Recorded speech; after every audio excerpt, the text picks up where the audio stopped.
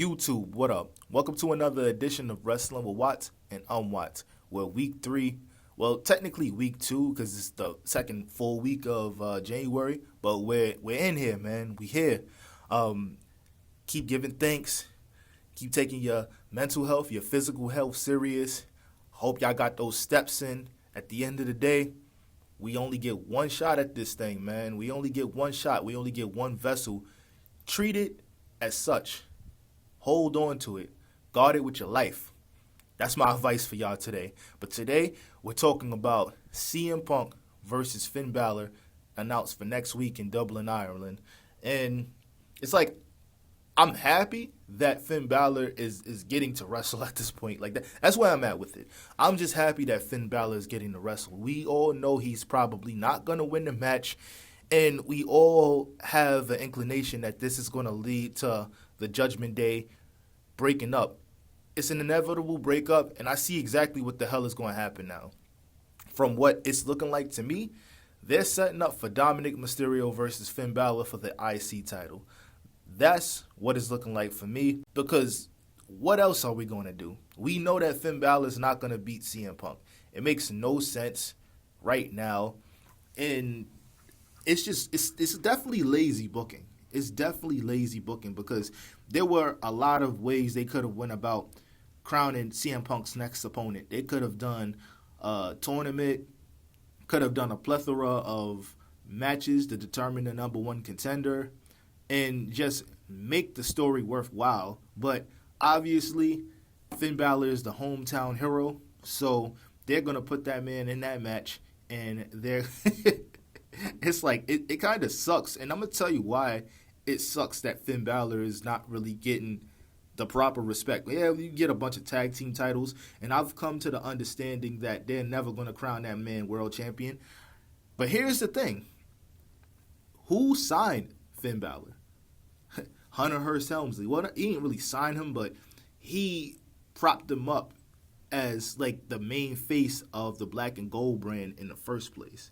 So you would think that as soon as Triple H got power, you would think that he would have propped Finn Bálor up to be a top guy. Even if he's not the world champion, a multiple-time IC champion or something like that. But we didn't really see that since Triple H has been in charge, because it would have been poetic justice to have Finn Bálor beat Seth Rollins for that World Heavyweight Championship. But we didn't get that because Triple H don't know how to take risks. We all know that Seth Rollins is Triple H's son. Like, he's the son of sons. He's not just like Johnny Gargano and Tommaso Ciampa, like, all right, yo, y'all my little niggas. Nah, like, that's his son. You could tell. Like, this man put Seth Rollins over at WrestleMania, grandest stage of them all. And even more so, he allowed Seth Rollins to put Stephanie McMahon through a table. Well, he didn't really put her through a table, but the move that he did caused Stephanie McMahon to get put through a table. So we all know the synopsis here, and we all know that Finn Bálor is not getting shit. This is the most Finn Bálor is going to get is an Intercontinental Championship reign, which is long overdue as well, because just looking at the main event scene, if they wanted to, they would. Because when Seth Rollins got hurt, they could have just threw Finn Bálor in there. And that's what I meant by the previous video that I made, where it's like, yo, there were so many other people equipped to carry that world championship when Seth Rollins went down, but they chose the easiest low-hanging fruit of low-hanging fruit. They could have went with LA Knight. They could have went with a lot of people. We should have been getting Finn Bálor. They should have been setting up for Finn Bálor versus CM Punk when they had Braun Breaker there.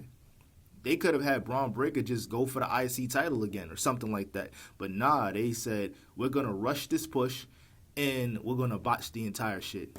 Now, there's always a possibility that Braun Breaker wins the Royal Rumble and goes after CM Punk and he wins it there. That's always a possibility, but I mean, the thrill to me is gone. If they was going to strike, they should have struck while the iron's hot. But you know WWE, they're not going to take too many risks at the same time. So they was not going to have Drew McIntyre win the WWE Championship and have Braun Breaker win the World Heavyweight Championship in the same like week. It wasn't going to do that. They was not going to do that. But I don't really have no expectations for Finn Balor versus CM Punk. This would have been a great match 11 years ago.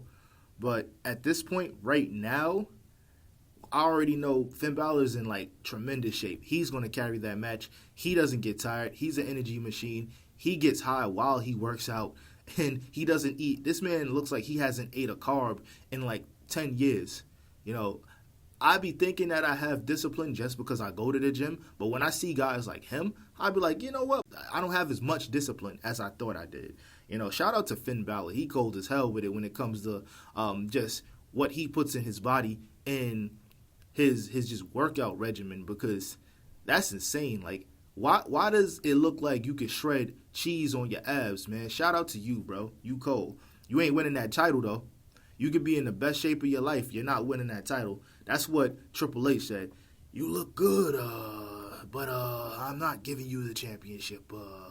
That's literally the premise of this entire ordeal, and it's quite sad, but at the end of the day, it is what it is. Shout out to my son, Finn Balor. Shout out to CM Punk.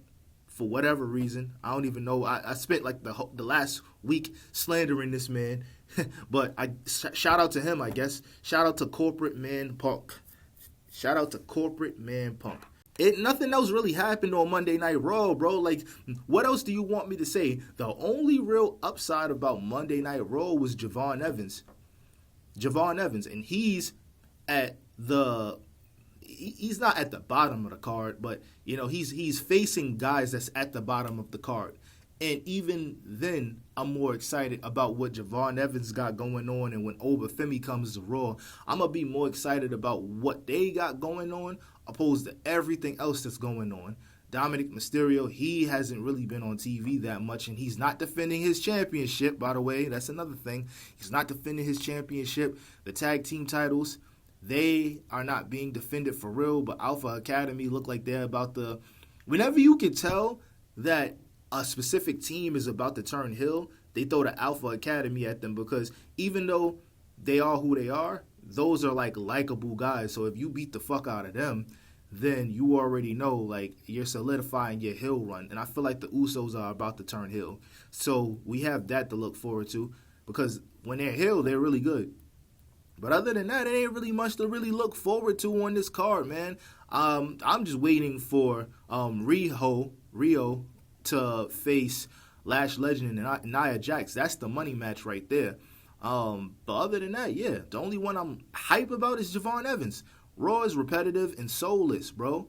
So I personally feel like Javon Evans should get first crack at the IC title and take it, but I see what they're doing. They're setting up for Dominic Mysterio versus Finn Balor for the title at WrestleMania.